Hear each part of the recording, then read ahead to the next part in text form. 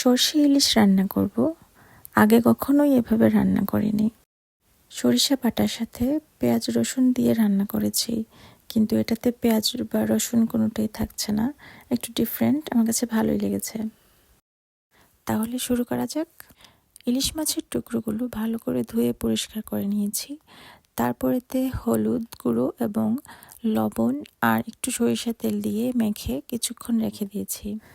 তারপর এদিকে 1 টেবিল চামচ কালো সরিষা, 1 টেবিল চামচ হলুদ সরিষা, 2 শুকনা মরিচ এবং 1 চা চামচ লবণ এবং 1 চা চামচ পোস্ত দানা এবং একসঙ্গে সবগুলো ব্লেন্ড করে নেব। তারপর এরকম একটা পেস্ট তৈরি হয়ে যাবে। তারপর এটাকে পাতলা করে নিতে হবে পানি দিয়ে। তারপর এটাকে ছেঁকে পানিটা আলাদা করে নিব। ছাঁকার কারণ হলো যাতে এই দানা দানাটা তরকারিতে না থাকে, যাতে তরকারিটা ভালো লাগে। আর পানি দিয়ে ছাঁকার কারণ হলো কালো সরিষাতে একটু তেতো তেতো ভাব থাকে, সেটা যাতে না ওঠে সেজন্য। তারপর একটা প্যান বসিয়ে গরম করে এতে সরিষার তেল দিয়ে নিব। তেলটা একটু গরম হয়ে গেলে এতে আধা চা চামচের মতো হলুদ গুঁড়ো দিয়ে নিব। দিয়ে তারপর একটু নেড়ে চেড়ে নিব। হলুদ গুঁড়োটা দিলে তরকারির কালারটা অনেক সুন্দর আসে এবং দেখতে অনেক ভালো লাগে। এবং একটু সামান্য সরিষার দানা দিয়ে দেব। কিছুক্ষণ নেড়ে চেড়ে নিতে হবে।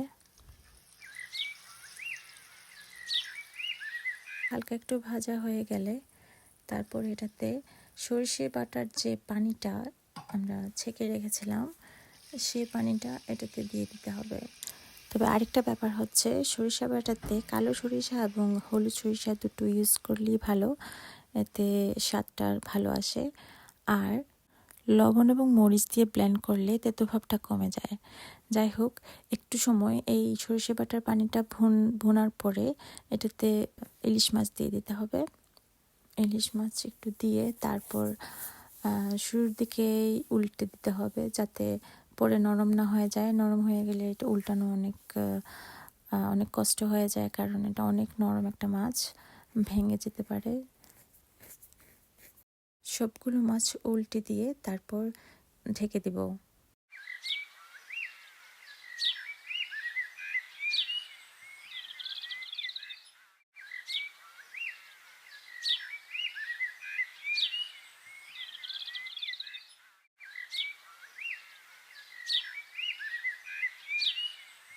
কিছুক্ষণ পর ঢাকনাটা উল্টে তারপর মাছগুলোকে আবার উল্টে দিলাম এবং 2 কাঁচামরিচ দিয়ে দেব, বা 2-3টি যার যেরকম ইচ্ছা কাঁচামরিচ দিয়ে দিলাম।